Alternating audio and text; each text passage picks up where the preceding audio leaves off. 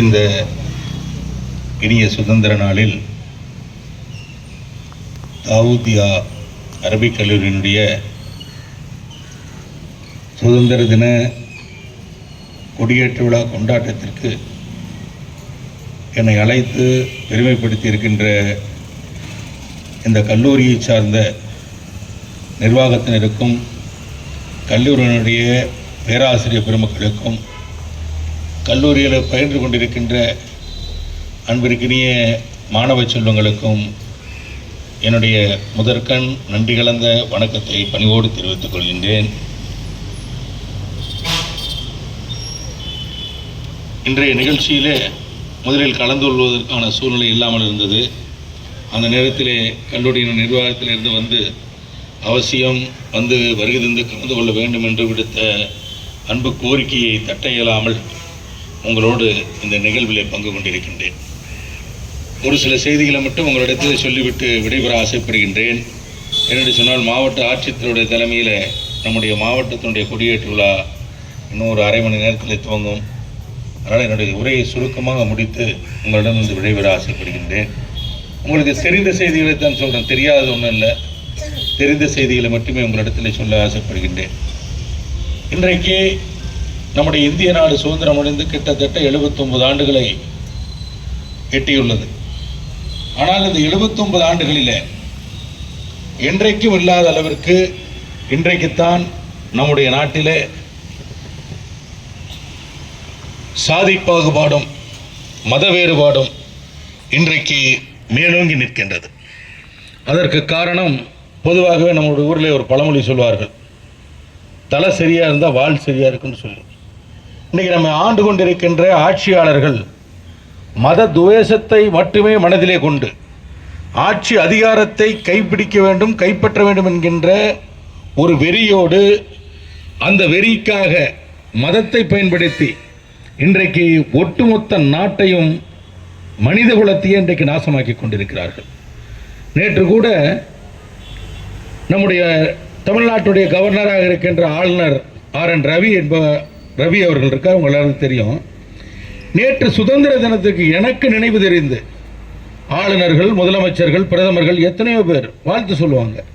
என்ன சொல்லுவாங்கன்னா, இந்த நாட்டினுடைய சுதந்திரத்திற்காக பாடுபட்டவங்களா யார் யார், அவங்களை பற்றியெல்லாம் நினைவு கூர்ந்து, இப்படி பெற்ற இவ்வளவு போராடி கஷ்டப்பட்டு ஆங்கிலேயர் இடத்துல இருந்து அடிமைத்தனத்திலிருந்து நம்மளை மீட்டு இன்றைக்கு இந்த அளவிற்கு நாம் வந்திருக்கிறோம், நம்ம நாடு இந்த அளவுக்கு முன்னேறி இருக்கிறது, சுதந்திரம் பெற்றப்ப நம்ம இப்படி இருந்தோம், இந்த வரலாற்றை எல்லாம் சொல்லி இன்னும் நாம் உலக நாடுகளுக்கு போட்டியாக உலக நாடுகளில் தலை சிறந்த நாடாக வர வேண்டும் சொல்லி தான் வாழ்த்துவாங்க.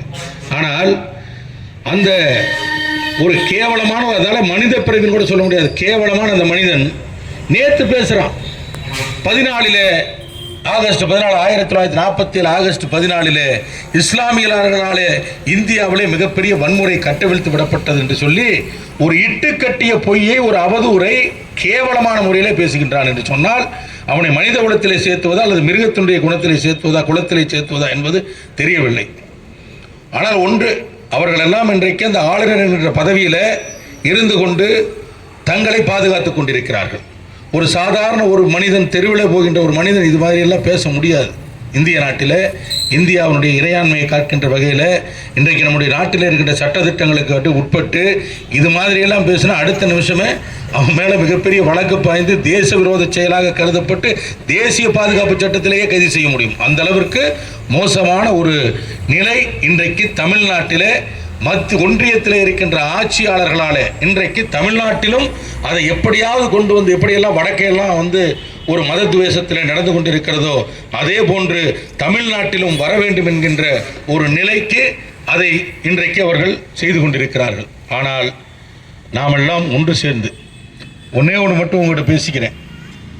இந்தியா சுதந்திரம் அடைந்த பொழுது நான் பிறக்கலை, ஆனால் அதன் பிறகு என்னுடைய தாத்தா எல்லாம் பேசுகின்ற பொழுது நிறைய விஷயங்கள் சொல்லியிருக்கிறாங்க, பாட்டானெல்லாம். என்னன்னா, இந்தியா முழுவதும் மதக்கலவரம் ஏற்பட்டது. இந்தியா முழுவதும் இந்தியா சுதந்திரம் அடைந்த பொழுது மதக்கலவரம் ஏற்பட்டது. ஆனால் அமைதி பூங்காவாக இருந்த ஒரே மாநிலம் தமிழ்நாடு என்பதிலே நாம் பெருமை கொள்கின்றோம்.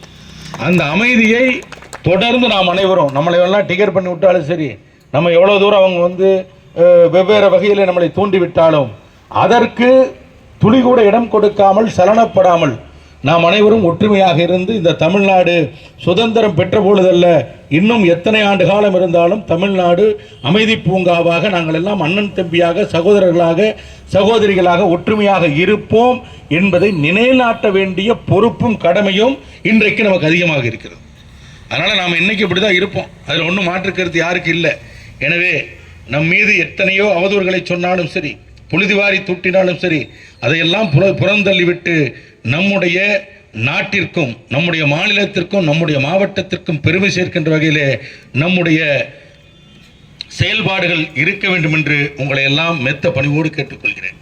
அதே போல் பார்த்தீங்கன்னா, இந்திய சுதந்திர போராட்டத்தில் மிக அதிக அளவில் இஸ்லாமிய பெருமக்கள் தான் அதிகமாக கலந்துக்கிட்டாங்க. இது வரலாறு, இது புள்ளி விவரங்கள் இருக்கிறது. ஆனால் இன்றைக்கு ஆட்சியில் இருக்கிறவர்களுடைய அவர்களுடைய செயல்பாடுகளை பார்த்தேன்னு சொன்னால், அவர்கள் எல்லாம் அந்த காலத்தில் ஆங்கிலேயர் ஆட்சிக்கு எதிராக நாம் போராடுகின்ற பொழுது ஆங்கிலேயருக்கு வெண்சாமரம் வீசி அவர்களோடு இருந்து நம்மை காட்டிக் கொடுத்த எட்டப்பர்களாக, துரோகிகளாக இருந்தவர்கள் தான் இன்னைக்கு ஆட்சியில் இருக்கான். இவர்களெல்லாம் சுதந்திரத்தை பற்றியோ அல்லது சுதந்திர தினம் கொடியேற்றுவதற்கோ என்னை பொறுத்தவரை தனிப்பட்ட முறையில் கருத்து, இவர்களுக்கு அந்த தகுதியே இல்லாதவர்கள். தகுதி இல்லாதவன்லாம் இன்னைக்கு சுதந்திர தினம் கொடியேற்றிட்டு இருக்கான். ஏன் இஸ்லாமியருடைய பங்கு அதிகம் என்று சொல்கிறோம் என்று சொன்னால், அந்த சுதந்திர போராட்டத்தில், அன்றைக்கு விடுதலை போராட்டத்தில் மிகப்பெரிய அளவில் உயிர் சேதமெல்லாம் ஏற்பட்டது, எல்லாருக்கும் தெரியும். அப்படி உயிர் சேதமெல்லாம் ஏற்பட்ட கணக்கு பார்த்தீங்கன்னா, ஒவ்வொரு சமுதாய ரீதியாக எடுத்து கணக்கு பார்க்கின்ற பொழுது இஸ்லாமிய சமுதாயம் எவ்வளவு பேர் இருந்தாங்களோ, ஒரு உதாரணத்திற்கு 100 பேர் இருக்கின்ற இஸ்லாமிய சமுதாயத்தில் இருப்பவர்கள் ஒரு 20 பேர் அந்த விடுதலை போராட்டத்தில் இறந்திருக்கிறார் என்று சொன்னால், இன்னும் அதிக அளவில் இருக்கின்ற சமுதாயங்கள் எதுவாக இருந்தால் அந்த சமுதாயத்தில் இருந்து அந்த உயிர் தியாகம் செய்தவர்கள் என்று கணக்கெடுப்பாடுகின்ற பொழுது அதில் இஸ்லாமியருடைய சராசரி விகிதத்தை விட அது குறைவாக இருந்திருக்கிறது. அதனால மிகப்பெரிய ஒரு போராட்ட களத்தை முன்னெடுத்ததில் வரலாற்றில் மிக சிறப்பான இடம் என்றைக்கும் இஸ்லாமிய சமுதாயத்திற்கு உண்டு என்பது நானும் நீங்களும் சொல்ல வேண்டியதில்லை, வரலாற்றினுடைய சுதந்திர போராட்டத்தினுடைய புள்ளி விவரம் சொல்கிறது. அதோடு மட்டுமல்ல, இன்னைக்கு இந்த இஸ்லாமிய சமுதாயம் ஏன் இந்த அளவிற்கு அந்த போராட்டத்தில் ஈடுபட்டிருக்கிறார் சொன்னால், உங்களுடைய மார்க்கமான இஸ்லாம் மார்க்கம் தான். ஏனென்று சொன்னால், இஸ்லாம் மார்க்கத்தினுடைய நெறியே ஒரு மனிதன் இன்னொரு மனிதனை அடிமைப்படுத்துவதை கூடாது என்கின்ற மார்க்கம் இந்த இஸ்லாமிய மார்க்கம். ஒரு மனிதனை இன்னொரு மனிதன் அடிமைப்படுத்துவதே கூடாது, இதுதான் இஸ்லாம் மார்க்கத்தினுடைய முக்கிய கோட்பாடு நெறியாக இருக்கிறது.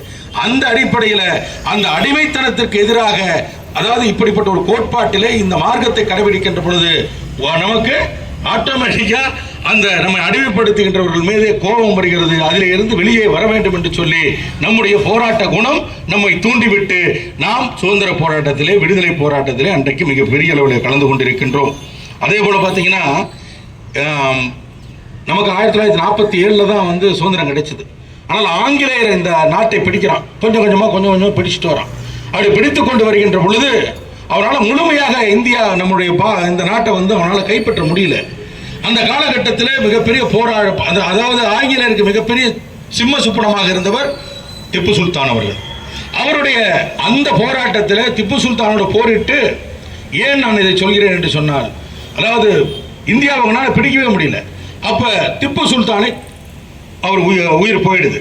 அந்த சுதந்திர போராட்டத்திலே மிகப்பெரிய போர் நடக்குது. அந்த போரிலே அவர் உயிர் தியாகம் செய்து விடுகிறார், அவர் வீரமரணம் அடைந்து விடுகிறார்.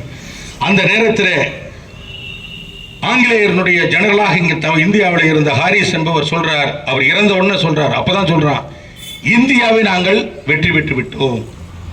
திப்பு சுல்தான் என்கின்ற ஒரு மிகப்பெரிய வீரன், ஒரு மாவீரன் இருக்கின்ற வரையில இந்தியாவை பிடிச்சிட்டோம் அவனால சொல்லவே முடியல. ஆனா அதுக்கு பிறகு சின்ன சின்ன நாடுகள்லாம் இருந்தது. ஆனால் திப்பு சுல்தான் ஒருவர் தான் அவர்களுக்கு மிகப்பெரிய ஒரு எதிரியாக, மிக பலம் வாய்ந்த எதிரியாக அவர்களுக்கு தெரிந்தார். அதனாலதான் திப்பு சுல்தான் இறந்த உடனே சொல்றான், நாங்கள் இந்தியாவை பிடித்து விட்டோம், இந்தியா என்னுடைய கட்டுப்பாட்டுக்கு வந்து விட்டதுன்னு சொல்லி. அதாவது ஒரு தனி மனிதனை வீழ்த்திய உடனே சொல்றான்னு சொன்னா அவருடைய வீரத்தையும் தியாகத்தையும் நாம் போற்ற வேண்டும். அதே சமயத்தில் பார்த்தீங்கன்னாக்கா அவர் பேசுகின்ற பொழுது சொல்லியிருக்கிறார் திப்பு சுல்தான், ஏன் நீங்க போய் அந்த தூதுவர்கள்லாம் போவாங்க இல்லையா, காம்ப்ரமைஸ் பண்ணுவாங்க ஒரு பிரச்சனை நடக்கின்ற பொழுது. அப்படி போகின்ற பொழுது சொல்றாரு அவங்ககிட்ட, ஆடுகளை போல, நல்லா புரிஞ்சுங்க அவர் சொன்ன வார்த்தை, ஆடுகளை போல 200 ஆண்டுகள் உயிர் வாழ்வதற்கு எனக்கு ஆசை இல்லை. 2 நாட்கள் வாழ்ந்தாலும் புலியைப் போல இருந்துவிட்டு சாக ஆசைப்படுகிறேன் என்று சொன்ன ஒரு மிகப்பெரிய வீரன் திப்பு சுல்தான் அவர்கள். எனவே இப்படிப்பட்ட வரலாறு இருக்கின்றது. நம்ம அந்த வரலாறுக்கு பிறகு பார்த்தீங்கன்னாக்கா நம்முடைய நாட்டினுடைய விடுதலைக்காக போராடியவர்கள், நம்முடைய சமுதாயத்தை, இஸ்லாமிய சமுதாயத்தைச் சேர்ந்தவர்கள் பல்லாயிரக்கணக்கான பேர் இருக்கிறார்கள். எனவே இந்த சுதந்திர தின நன்னாளிலே, இந்த நாளிலே நம்ம கொண்டாடுகிற நாளிலே நம்முடைய முன்னோர்கள், நமக்காக போராடியவர்கள், அவர்கள் எந்த சமுதாயமாக இருக்கட்டும், எந்த மதத்தை சார்ந்தவர்களாக இருந்தாலும் சரி, இந்திய நாட்டினுடைய விடுதலைக்காக போராடி இருக்கின்ற அவர்களுடைய புகழையும் அவர்களையும் நினைவு கூர்ந்து இந்த விடுதலை திருநாளை நாம் கொண்டாடுவோம் என்று சொல்லி வாய்ப்புக்கு நன்றி கூறி விடைபெறுகிறேன். நன்றி, வணக்கம்.